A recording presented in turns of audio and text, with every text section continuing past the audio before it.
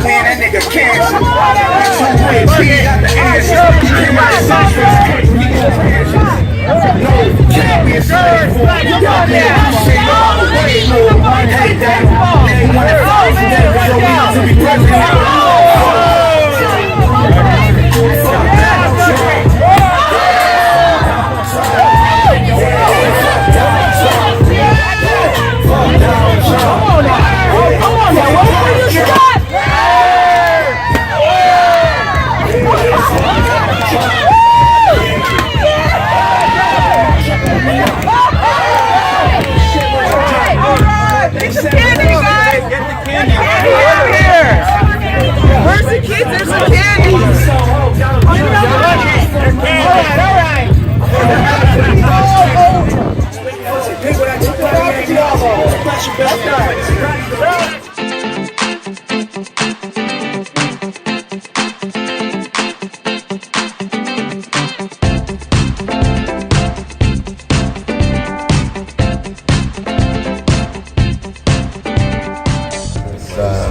Commonality, so appreciate smiling faces or frowning faces, eye contact, hugs, handshakes, high fives, fist bumps, whatever you're comfortable with.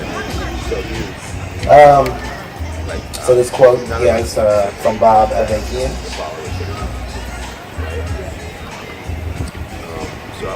There is potential for something of unprecedented beauty to arise out of unspeakable ugliness. Black people playing a crucial role in putting an end, at long last, to the system which has for so long not just exploited, but dehumanized, terrorized, and tormented them in 1,000 ways. Putting an end to this in the only way it can be done, by fighting to emancipate humanity, to put an end to the long night in which human society has been divided into masters and slaves, and the masses of humanity have been lashed, beaten, raped, slaughtered, shackled, and shrouded in ignorance and misery. End quote.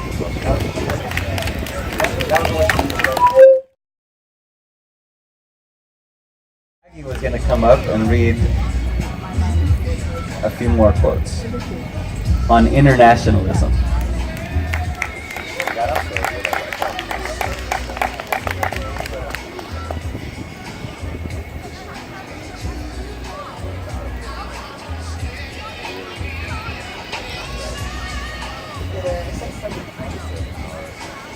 American lives are not more important than other people's lives. Internationalism, the whole world comes first. There is nothing sacred to us about the USA as it is presently constituted, or about the borders of the US as they are presently constituted. Quite the opposite.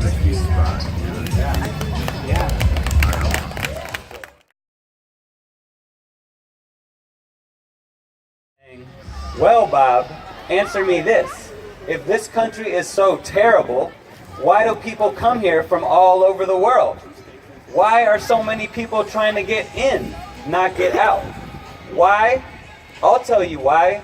Because you have fucked up the rest of the world even worse than what you have done in this country. You have made it impossible for many people to live in their own countries as part of gaining your riches and power.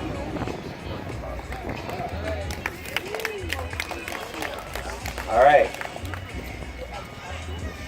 It is not uncommon to hear these days from government officials and others that only 1% of the population is in the U.S. military, but that this 1% is fighting for the freedom of the other 99%.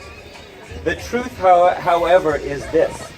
That 1% in the military is in reality fighting for the other 1%. The big capitalist imperialists who run this country, who control the economy, the political system, the military, the media, and the other key institutions, and who dominate large parts of the world, wreaking havoc and causing great suffering for literally billions of people.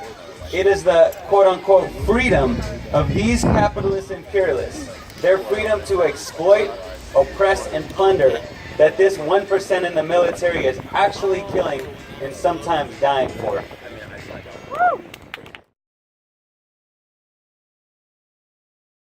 And I want to dedicate this to the mother of Philando Castile, and to all the mothers of all the murdered black and brown children, and to all the mothers like me who have black and brown children who are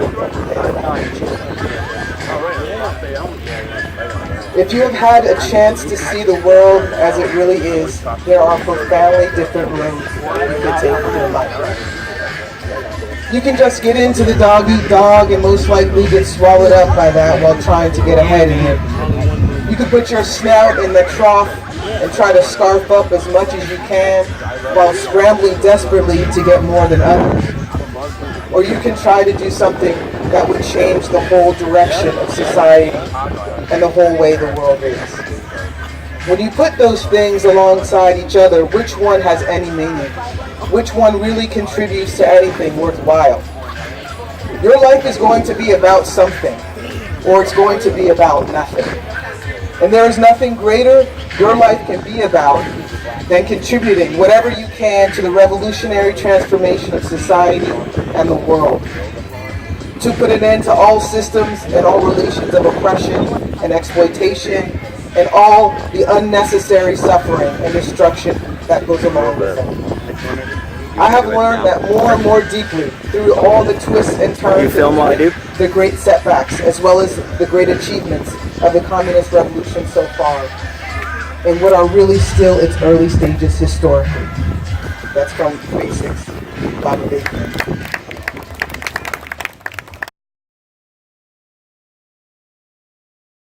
You had, like in Vietnam, right, you had a one side's right and one side's wrong, and we were like cheering on the people that were fighting a national liberation struggle. But this also applies in today's situation, where you have forces that aren't so good. And this morning I woke up and I turned on CNN and MSNBC, and they're talking about how North Korea now has the capabilities of launching an ICBM that can attack this country. And they're saying this is a game changer, right? And they're counting on this. They're counting on that if there's a crisis here, and if Trump and the rest of them say, well, now you see, we have to defend the U.S. against this. We have to mobilize people to fight for the U.S. because they are attacking us. Well, our situation here is what it means to be an internationalist is. What it means to be a revolutionary is. No, you don't go for that shit. You fight, yes, for revolutionary defeatism, for the defeat of your own bourgeoisie. And this is in this paper. There is a whole article that talks about sort of the philosophical and very real and necessary basis for this. And I think this is something that we could be facing very soon. It's easy to be an internationalist when everything is going fine. It is harder to stand up when the tide is toward war and chauvinism. So I just wanted to say that. Hey guys, thank you so much to Reduce Fascism, Revolution Books for putting this all together. And before I read my piece, I want to talk a little bit about extremes, okay?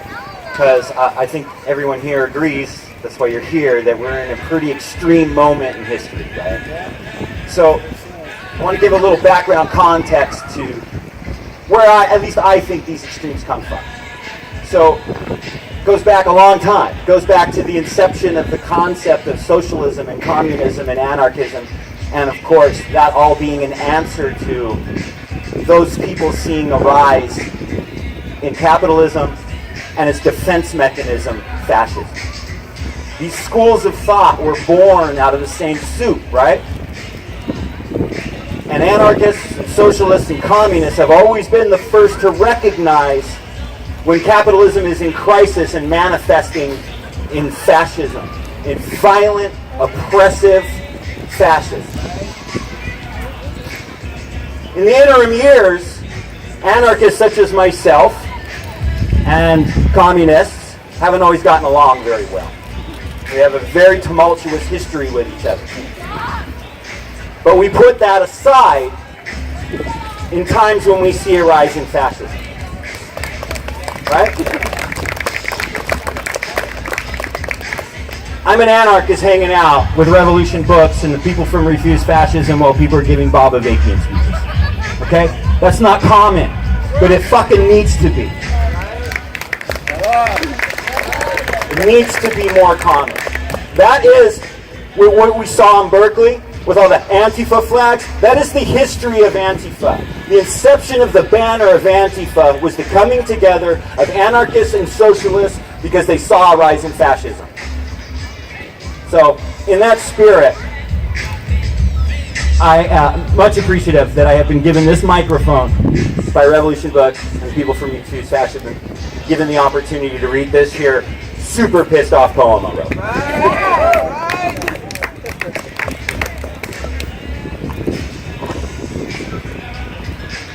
This is called Fascism. That shit's for real, yo. Holy Humpty fucking what the fucking fuck shit. Straight up. Straight up with that wrongly perceived as villainous use of verbiage. Because it is not so. I chose those vulgar words for more than just their flow. I chose them because I have become distraught with what I know. I have become incensed with what I know. And by the very fact that I have now been confronted with such an unbelievably incalculable level of horrifying that I can't hardly even catch my breath or even my ability to catch a glimpse of what might be a sensible, well thought out, well-informed critique of what we are daily and repeatedly bombarded with in terms of both foreign and domestic policy. It's a full frontal assault on our senses, on the poor, on the least powerful, on the disenfranchised, and the most fucking vulnerable. It's unrelenting in American history, but now it's invigorated. It's inspired. It's ready to go. Fight. Kill like it never has before. Except for all the fucking times it did before. Right? Germany, Italy, Spain. And you want to rub up against the notion that there might be good cause to question my verbiage? This shit has mobilized, not just in the halls of power and the boardroom thrones of the economic ruling classes. It's mobilized under its own ignorant volition in the streets as well. Violent clashes between citizens against and by citizens all over Europe on the streets of this imperialist America. I've seen it my own self for 8 fucking hours straight in motherfucking Berkeley. And you get your head around this shit. It went down in a park named after Martin Luther King. What the fuck, dude? So don't sweat me for falling hard in exasperation on the comforting declaration of holy, Humpty, fucking, what the fucking fuck shit. Fascism, motherfucker, that shit's for real. Thank you so much.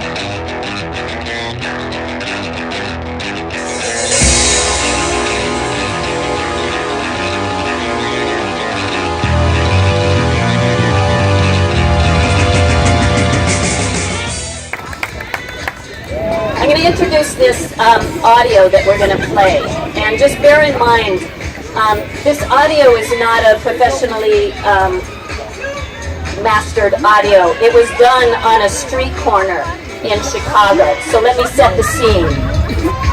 Chicago, Illinois is where an unprecedented number of murders are going on, and some of these murders, we have to say, are being committed by people against the people, by young black and brown people against other young black and brown people. And this is terrible.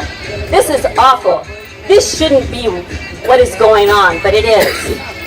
On top of that, in Chicago, Chicago is a place where the police prowl the city and prey on black and brown people and kill black and brown people and others at an alarming rate. Both of these things are going on right now in Chicago. And to add to that, Donald Trump has singled out Chicago and the people of Chicago as a place where he's going to send in feds. He's going to send in federal troops. And in fact, some of this is already going on. It was in the news this week that some federal forces have already gone to Chicago. So this is a very bad situation. And what has been happening this summer is that the Revolution Club in Chicago has declared that this is not how it's going to go on anymore. And this audio that we're going to play is a street corner speech, an address to the people of Chicago. The first voice you're going to hear is the voice from Joe Veal, a member of the Revolutionary Communist Party and a former member of the Black Panther Party, and he's going to speak about his own experience and what's going on in Chicago. The second voice you're going to hear is a short song by Maggie Brown. Maggie Brown is an artist, a revolutionary singer, and the daughter of Oscar Brown Jr. and a resident of Chicago for many years. And the third voice you're going to hear is Carl Dix. Carl Dix is a member of the Revolutionary Communist Party.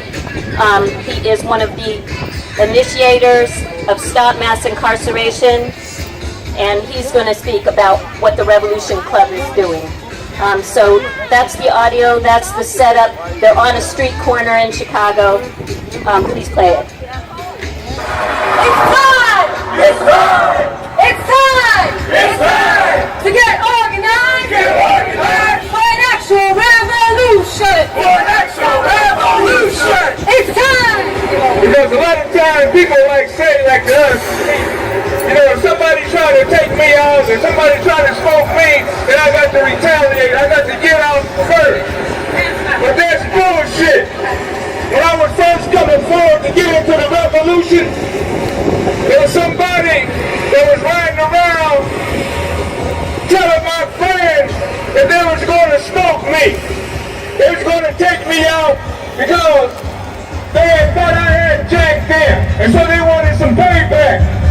But somehow a brother from the Black Panther Party who came up on the scene, he saw what was happening. Because I went to go get the same thing he had. And he was coming to take me out. I got the same thing and said, he don't have to go around looking for me. I'm right here and I'll be here all day. And this revolutionary came there. He told me I was handling this situation in the wrong way. That it was the way I was handling it was against the interests of the people. The people, the masses of people need revolution. We need to overthrow this system and get rid of it. And what I was doing was basically like helping this system to keep on going and going and going. And he convinced me to put down my shit. And come to the dude's house with him. And me and him together went there to argue with him. And yeah, I used to be in that shit, but now I'm into the revolution. Now I'm living for revolution. I'm putting my life on the line for that. Going home though. And that wasn't good enough for the Panthers. And they pulled out his notebook and had me like write it out in a notebook. And me and him signed it and we left it there. And that was the end of it. There was no retaliation. There was no more like they looking for him and him looking for me. And we set a different model and a different example.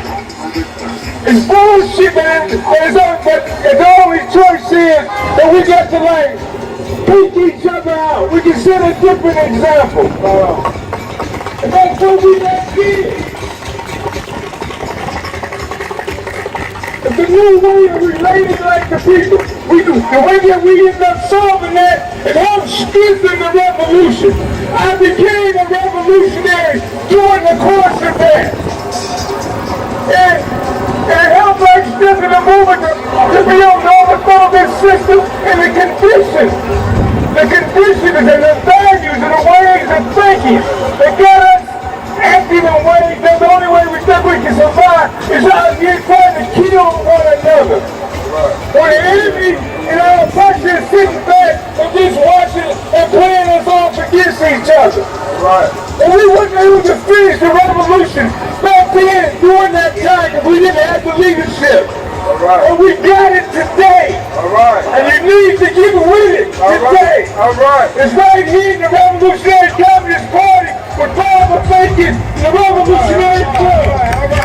The children of children, sin and shame, keep bearing and bearing, and who do you blame? The children of children cry out every day. They beg you for rescue. Tell me, what do you say?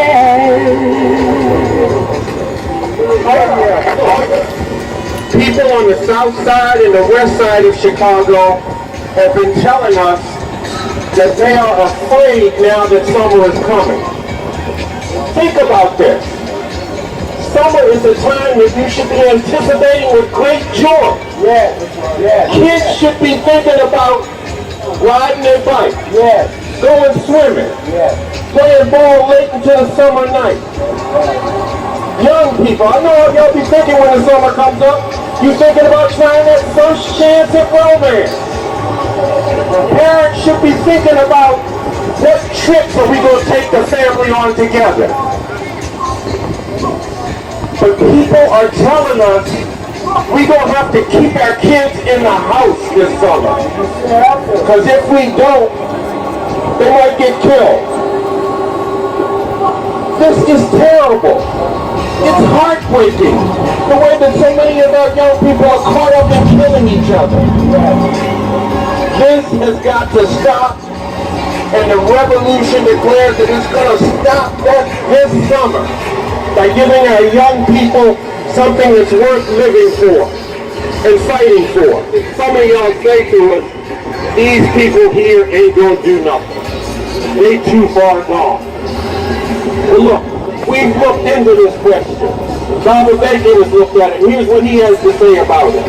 He says, those the system is cast off, those that is treated as less than human, can be the backbone and driving force of a fight, not only to end their own oppression, but to finally end all oppression and emancipate all of humanity.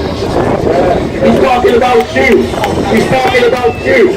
People like you all across Chicago. People like you all across the country. People who've been caught up in the violence out here. Who've been caught up in dealing drugs. Who've been living in communities where they're surrounded by all of this.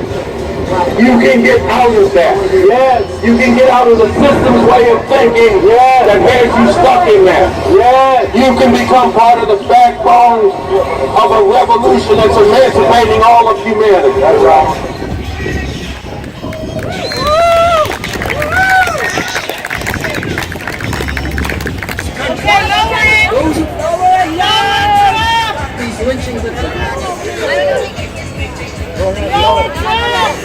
Can you lower it?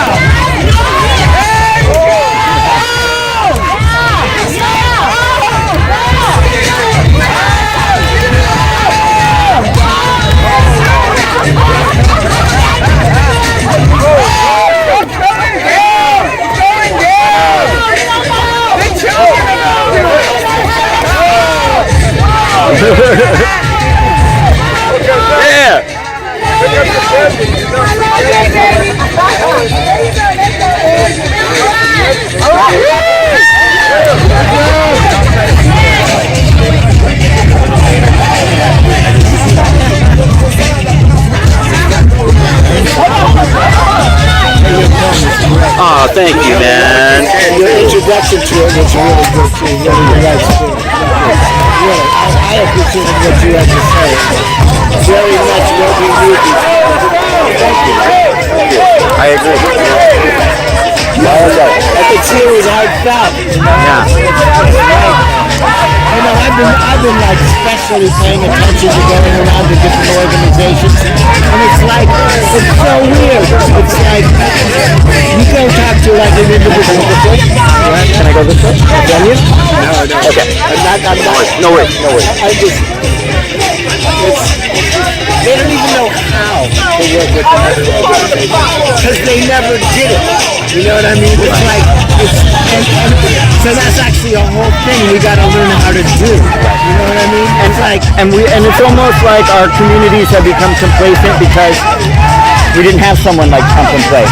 So we've gotten entrenched in our divisions with each other, and you know, really, in the long and skinny run, it comes down to we're probably going to disagree when the revolution hits, but it's not here, and we have a common cause to fight against, and it's like, are we going to sit in our own little niches, in our own little corners, and scratch out against it?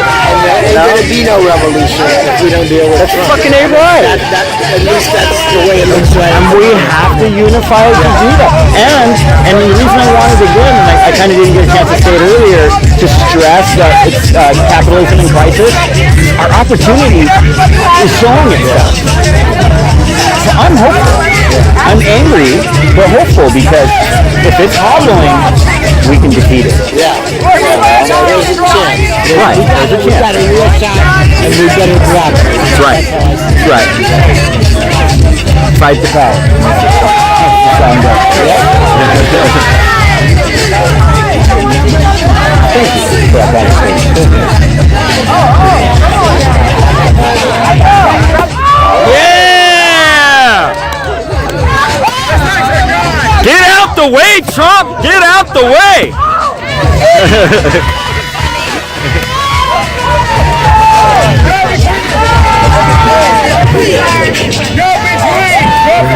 Go between!